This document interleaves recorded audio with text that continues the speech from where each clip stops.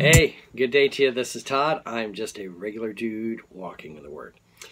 Today, the message here is entitled "Abraham is Brought into the Story," and it's taken from Genesis 11 verses 10 through 32. You're going to find in the book of Genesis is in two parts. Okay, you have the first part of the book, which we're finishing today, and then you have the second part of the book. And the second part of the book, well, the first part of the book, it deals with creation and the flood, and ends with the Tower of Babel here, okay? And then the second part of the book starts out where God picks Abraham and says, you're going to, your family is going to be, part of the heritage of the Jewish people, and then eventually into the Messiah, okay? So this is where we're going to divide Genesis here. This second half here, we're introduced to Abraham, and we spend a whole lot of time talking about Abraham and then his son and so forth, all the way down to Joseph, and spend a whole lot of time talking about Joseph, okay? All the way up until the conclusion of Genesis.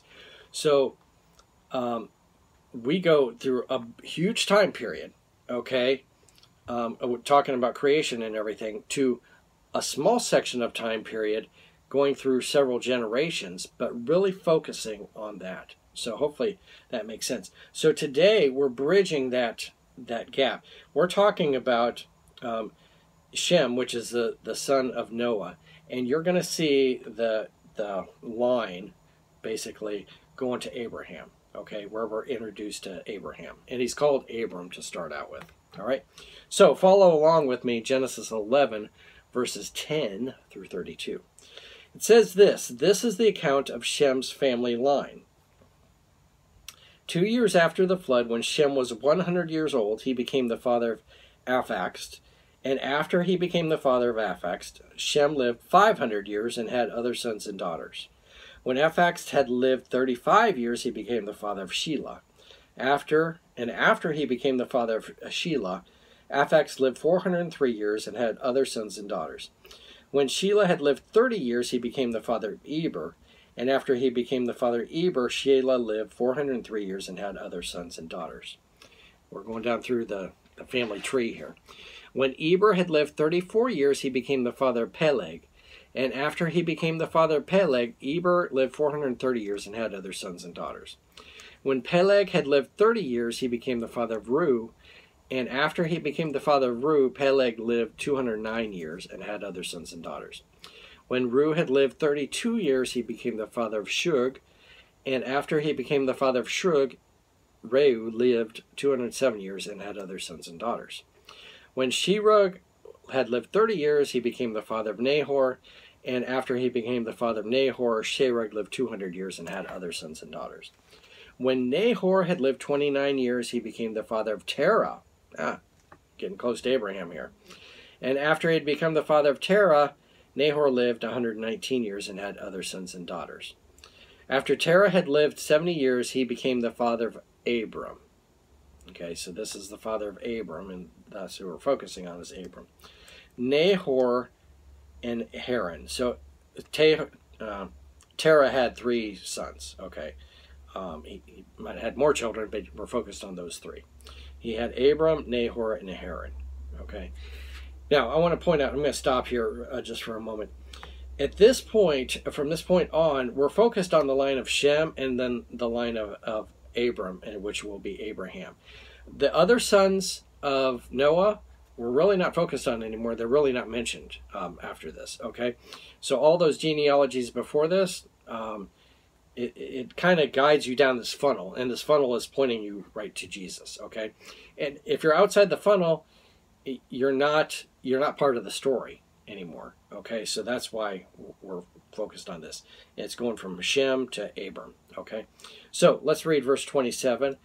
This is the account of Terah's family. So Terah had his 3 sons here. Terah became the father of Abram, Nahor, and Haran. And Haran became the father of Lot. Okay, so we only have one son so far, and it's Lot, and he's the son of Haran.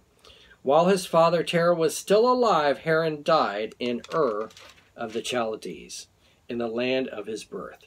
Okay, so Haran, Abram's brother, died early.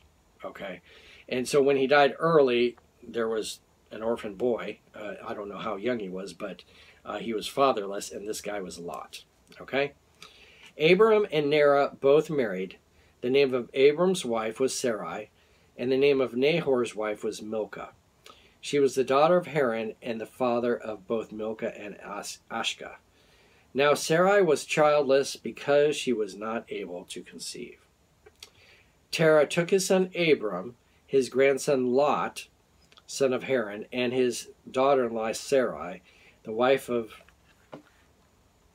his son Abram, and together they set out for Canaan. But when they came to Haran, they settled there. Terah lived 205 years, and he died in Haran. Okay, wow, you kind of get these. You got one guy named Haran, and then they went to the land of Haran. Spelled a little bit different, so wow, it's really confusing. Okay, so Terah, Abraham's father, took Abraham and his wife Sarah and his grandson Lot, and they all went towards Canaan. And when they were on their way to Canaan, they stopped at this land called Haran, and that's where Terah died. Okay, so we're now at the part of the story where the only people left here is Abraham, Sarah, his wife, and his nephew, Lot. Okay, so that's where we're going to leave it.